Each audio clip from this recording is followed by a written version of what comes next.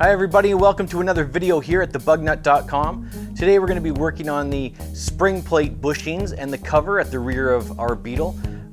This car's 50 years old and it's never been done, and since we have the body off, we figured, hey, this is the best time to change the bushings. So if you've never changed the bushings on your Beetle, it's an interesting job. You have the torsion bar, it's under a lot of weight, it's a lot of tension, and you have to take apart some of the rear end, the bolts. You have to get the spring plate off the little shoulder that keeps it from falling down, and unload that tension. Then you need to mark it where it falls so that your splines can be properly lined up when you put the whole assembly back into the housing. So this isn't really a how-to video, it's just a video of what I'm doing on my car. So hopefully there's something in here that you can use that will help you, but there are some other videos out there which go into more detail about how to make this repair on your car. So don't get it confused with the exact how-to video. This is a 1971 Super Beetle, so there's some differences with the early models versus the IRS suspension as well. If you have a swing axle or IRS, it's slightly different. So look for those videos online. There's lots of information out there to help you. This is just what I'm doing. So I bought my kit again at CIP. I bought the bushing kit, which comes with an inner and an outer bushing. And then I bought my spring plate right here. This is the cover, spring plate cover. I was surprised that this was actually very affordable, and it's made in Germany and it's powder coated. So it's a good hunk of metal. I'm very happy with this. So you have 3 pieces. Once you get the torsion bar removed from the car and you have everything cleaned up, you're going to grease this bad boy here, the inner bushing. Then you're going to put your torsion bar back into the car. You're going to grease up this guy, slide this over the outside, and then you're going to get your spring plate cover, and you're going to bolt everything back together in the reverse order that you took it apart. So that's what I'm doing. Let's give it a go. We'll see what happens, and we'll discuss our results at the end of the video.